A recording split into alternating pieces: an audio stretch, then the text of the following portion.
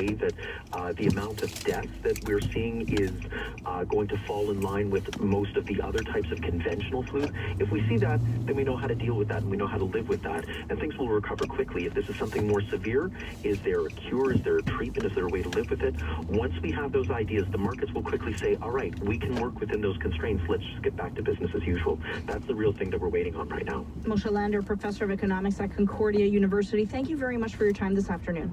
My pleasure, anytime. And you can share your thoughts on our text line 514-566-9066. It's 2 minutes to news time. Let's get you an update now on your commute with a couple of rough spots out there. Yes, looking at the major bridges, we're seeing some high volume on the 138 and going to LaSalle on the way to the Mercier Bridge, basically from Clement Street down to the Mercier, light traffic on the bridge itself. So still some high volume on the 15 South going across Lens Island onto the Champlain Bridge, but not as wide a zone as there was before. And it's pretty much clear on the Victoria and Jacques Cartier bridges. Meanwhile, things seem to have now cleared up on the 132. That heavy traffic basically between Longueuil and Boucherville has cleared up, except for some light to moderate traffic between Boulevard Jean-Paul Vincent and the La Fontaine bridge, or tunnel rather. But there is some light traffic still persisting on the 132 West between the Jacques Cartier and Victoria bridges.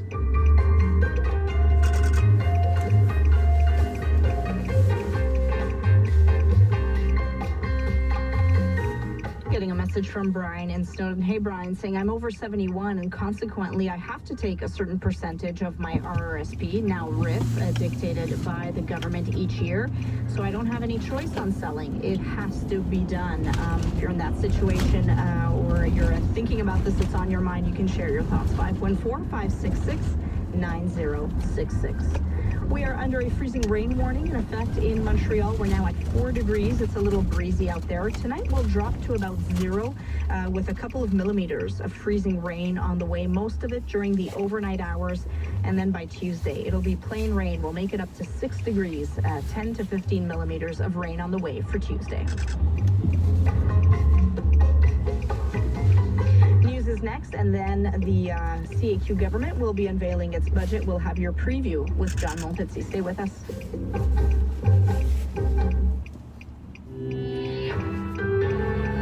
This is CBC News. It's 5:30. I'm Joanne Bailey with the CBC News from Montreal. The finance minister is presenting his second budget tomorrow. Until recently, the province's economy has been strong, but the global economy now faces challenges, including the COVID-19 outbreak and the stock market crisis. Cathy Sinet has more on the Quebec government's financial plan. As far as the finance minister is concerned, Quebec's economy won't be held back by COVID-19. Strong public finance is a definite plus. The fact that wages have been strong, that consumption, the labor market is strong, the residential real estate market, all these strong fundamentals are going to help us make Quebec resilient to this uncertainty. Spending, investing, that's how the government plans to counter the backlash of the coronavirus. Éric Girard says there are no big changes planned right now, but he is promising to make fighting climate change a priority. Girard is a hockey player in his free time. His seasons playing outside in Montreal have shortened over the years. One of the reasons behind his promise to table a green budget. Climate change is a little more visible in Montreal than in Quebec City because there's more rain in the winter. The electrification of public transit and a push for more electric cars will be in the budget. The local government wants to prove stimulating the economy can go hand in hand with efforts to tackle climate change. Cathy Sinet, CBC News, Quebec City. Quebec's health ministry is opening 3 specialized clinics over the next week to test for cases of COVID-19. One clinic opened today in the former ER of Montreal's Hôtel Dieu Hospital. Another will open Wednesday in Quebec City in an unused space next to the Mental Health Institute. A third clinic will open Monday at the Azure Clinic in Longueuil. Health Ministry official Dr. Lucy O'Patterney says since the Azure Clinic is already in use as a regular clinic, officials will be taking extra precautions. The reason why actually there's a delay in terms of opening next week is to put in place protocols to make sure that there is a separation in terms of the people who will be coming in to be screened for COVID-19 versus people who will be coming to the clinic for other reasons. She says the COVID-19 testing will take place in the evenings outside of the daytime clinic hours. Now, the health minister is not ruling out asking for major events to be cancelled because of concerns about the virus. The World Figure Skating Championships begin in Montreal on Monday, and the St. Patrick's Day Parade is later this month. Ainsley McClellan has more. Major events in some other cities have already been canceled, including the South by Southwest Festival in Austin, Texas, the Women's World Hockey Championships in Halifax, and St. Patrick's Day parades all across Ireland. Health Minister Danielle McCann says officials here will be evaluating upcoming events on a case-by-case basis. Depending of where people come from, how it's held, of course there are differences if it's an event that's held inside, indoors, or outdoors. Kevin Tracy is a spokesperson for the United Irish Societies of Montreal, the nonprofit organization that runs Montreal's St. Patrick's Day Parade. He says if the parade is canceled for the first time in its 197-year history, it would be a major blow. You know, it would be a shame for this to happen, and it's also a bit of a rite of spring in Montreal that everyone looks forward to. Tracy says the parade can only go ahead with the authorization of the City of Montreal and the presence of Montreal Police. Skate Canada, which is organizing Monday's World Figure Skating Championships at the Bell Centre, says it will follow the recommendations of health officials. For now, both events are scheduled to go ahead. Ainsley McClellan, CBC News, Montreal. Quebec government wants to know how much it would cost to build a bridge over the Saguenay River. The province is commissioning a feasibility study to find out whether building a permanent road to access Quebec's North Shore would be more beneficial than the existing ferry service. Julia Page has that. More than 827,000 cars and trucks took the Tadoussac-Baie-Sainte-Catherine ferry in 2018. Having so many vehicles line up can mean long wait times for locals traveling along Highway 138, according to Sept-Îles Mayor Régent Porlier. Not good for the region. Porlier says he thinks recent protests and demands to open up access to the North Shore have finally paid off. This time is a good one. The government wants to know what the price tag for a bridge would be and also see the impact on Tadousac's economy if the ferries are taken out of service with 40 full-time jobs on the line. Pierre Breton is an administrator with the Société du Pont sur le Saguenay. He says in the long run, a bridge would lead to job creation. The presence of a bridge would allow diversification of the economy, securing the people traveling on the road. Building a bridge will, however, raise some questions, including what to do with the two brand new ferries the government delivered to Tadoussac in 2018 at a cost of $360 million. Julia Page, CBC News, Quebec City. Finally, the father and stepmother of the 7-year-old girl who was killed last year in Granby were back in court earlier. Both the father and stepmother waived their right to preliminary hearings, meaning their cases will now go to trial before a judge and jury. Lauren McCallum reports. The girl's 36-year-old stepmother faced the judge in handcuffs, her long black hair hiding her face for most of the short court appearance. Her ex-partner, the father of the slain girl, has been out on bail and was dressed in a suit. Both of their lawyers told the judge they wanted to go straight to a jury trial. The father, stepmother, and the child cannot be identified due to a publication ban. Prosecutor Claude Robitaille says the Crown will need about 30 days to present evidence once a trial date is set. I mean, normally trials are quite long for such accusations, so it's not something that's uncommon. Mm-hmm. We've seen trials, that would last like almost years, so 30 days is not out of the ordinary. Robitaille says there will be more than 10 witnesses called to testify, and some of them might be called for both trials. Liette Laroche is a friend of the little girl's grandmother. She says waiting is hard on the family. Je trouve ça triste pour la famille, parce que la famille, ils n'ont aucun soutien. I find it hard for the girl's family because they don't have any support, she says. The Crown says it's unlikely the two trials will be held this year. Lauren McCallum, CBC News, Granby. And that was the CBC News from Montreal. Thank you very much. That is Joanne Bailey from the CBC Montreal Newsroom. Hello, I'm Sabrina Marandola. Welcome to Let's Go. Great to have you with us for the last half hour of the program. Lots to come. As Joanne mentioned in the newscast, the CAQ government will table its budget. That's coming tomorrow. And here we will have live coverage. We will take you there live to the budget announcement. And we'll also have all your coverage for you and reaction and analysis right from the ground from the National Assembly. So be sure to tune in tomorrow when that budget is tabled. That'll happen at around 4 o'clock. Today, though, we get a preview of what we can expect, how it could affect our wallets and our households as well. So John Montpetit, our CBC reporter, is in Quebec City right now, and he will bring us the latest there. And still to come as well, as COVID-19 cases continue to rise, Montrealers thinking twice about traveling. I don't know if it's been a conversation around the dinner table at your home. What are your summer plans? Maybe you're starting to book vacation and you're seriously doubting whether or not you should even travel. Well, travel agents say they're seeing a tremendous amount of cancellations. So we will speak to one of them before the end of the show and find out how business has been for them and what types of questions people are asking, what people want to know and what the concerns are. You can share your thoughts. 514-566-9066. That's our text line. Right now it is 5:38. Let's get you an update on your commute and public transit. Akil? Up in Terrebonne, north of Laval, on Route 335, just before House Saint-François, the route has actually been closed due to an accident. Not sure when it's going to open back up, but we'll obviously be keeping an eye on that for you. As a result, there's really heavy congestion, as I'm sure you can imagine, in both directions on the 335 between House Saint-François and the 640 north of Terrebonne and Bois-des-Filions. There's also a zone of pretty heavy, high volume rather, on the 335 north between Boulevard des Mille and the 344 in Bois-des-Filions. Elsewhere in Laval, though, things are relatively clear. Some moderate traffic on the 25 north, north of the interchange with the 440, as well as some intermittent light to moderate traffic on the 335 north between Saint-Alzire East and Avenue Perron and the 15 north, north of the 440. In terms of road closures for tonight, the Ile Charon Bridge, that's the 25 heading toward Montreal, will be partly closed. 2 out of 3 lanes closed from 10 tonight until Tuesday at 5.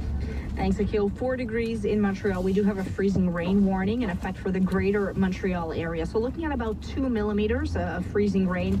But north of Montreal, if you're in the Laurentians, it's more like 5 to 10 millimeters of freezing rain. A low tonight near 0. And then tomorrow, rain all day, 10 to 15 millimeters on the way, a high of 6 degrees.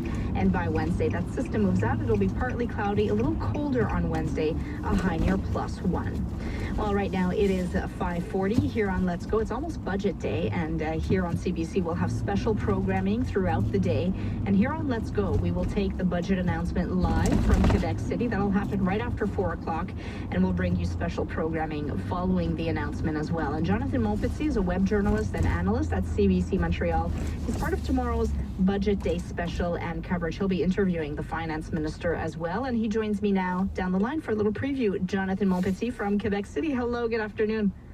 Sabrina, how are you doing? I'm well. How are you feeling ahead of the big day? Pretty excited. Love Budget Day. It's a fun day for us political nerds. I know, so, this is like Christmas for you, right? It's Christmas Eve. Like, yeah, there are many Christmases when you're a political journalist, and Budget Day is one of them. So any presents that Quebecers could be expecting? I guess it depends on how you define presents. Yeah. Don't expect any income tax cuts. I think the finance minister has been pretty clear about that. But at the same time, we're not expecting this to be an austerity budget by any means, not like some of those budgets that we saw under the previous Liberal government where you saw big cuts to education and healthcare. From what we understand, we're looking at a surplus of between about $1.5 and $2 billion. And that's mainly because the economy was growing much faster last year than expected. And so tax revenues are up, and also money from the federal government has also increased. So that kind of puts the government in a pretty good situation heading into tomorrow's budget. Okay, so no income tax cuts, but not really an austerity budget either. Anything going toward maybe the Generations Fund, which is that provincial budget that goes toward paying down the debt? So the Generations Fund is actually in a really interesting position now. So we set up the Generations Fund back in 2006 when Quebec was really heavily indebted and potentially staring at some serious issues when it comes to debt repayment. So basically what we did is we set up this Generation Fund, and so all kinds of profits from Hydro-Quebec and all this extra money that the government was kicking around, picking up, all went in the Generations Fund, and that fund went down to paying down the debt. And the idea was that we would get the debt to 45% of our GDP by 2025. So that's kind of what you call like a debt to GDP ratio, which is a key figure when you're trying to reduce public debt. And so the idea was 45% of GDP by 2025. And guess what? We're ahead of schedule. We're going to get there in this budget, or we're going to get to that mark. And so that is very good news for the CAQ government, and that will potentially free up a lot of money going forward.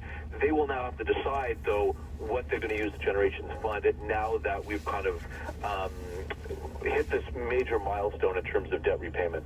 And, I'm sure in all your years of covering politics, we know the finance minister always gets a new pair of shoes. We've seen finance ministers get fancy shoes. We've seen former finance minister not buy shoes at all and just get shoelaces, showing, we're tightening our belt here. We have no money for new shoes. This year it's a pair of skates. So what does that say about the government's priorities here? Well, so you sometimes you have to kind of be like a seer to kind of decipher all the symbolism of these things. And so what Girard told us he meant this year was, one, his skates. He didn't buy new skates. He only bought new blades for his skates. This, he tells us, is to signal his renewed interest or his renewed commitment to the environment. The other element was that skating will allow him to catch up with Ontario's economy. So those are two big themes this budget. One, which we think are going to be in this budget. One is the environment. We're expecting to see some measure or several measures on the environment. Francois Legault earlier this year said 2020 is going to be the year of the environment. What's that going to look like? The CAQ, of course, doesn't have a really good reputation when it comes to the environment. So what do they understand by a green budget? That'll be very interesting to see. And when it comes to catching up with Ontario economically, here we can expect to see some measures aimed at increasing Quebec's productivity. Two major ways that can happen is by boosting the number of educated workers we have, boosting the education of workers in Quebec, and the other kind of way forward to boosting productivity is to digitize production measures, encourage companies to invest in technology, artificial intelligence, big data, that sort of thing. So when it comes to this budget, look for one, environment, and two, these other measures to boost productivity. We can't get through a day of news without hearing about the impact of coronavirus, and just the information changes so much from day to day. Is there going to be kind of an annex to the budget with extra stapled paper, maybe written by hand, with the new spending measures for coronavirus? What's the CAQ's plan here?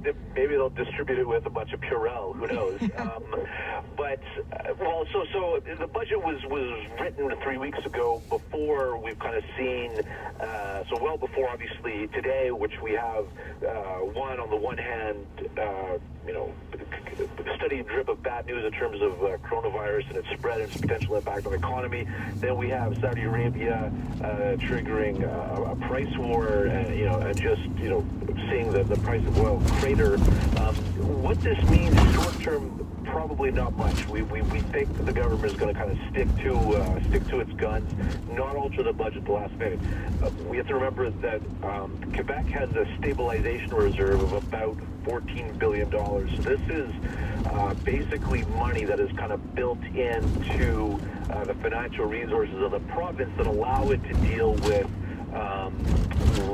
kind of shocks to the economy. So there's $14 billion ready to be deployed if need be. Minister Girard may say, may kind of remind Quebecers that we have this money available in case we need it. The bigger concern is kind of long term. When you get plunging oil prices, and you see the kind of the day it was in the stock markets today, Quebec's own economy is obviously very dependent on what happens in the global economy. We export a lot.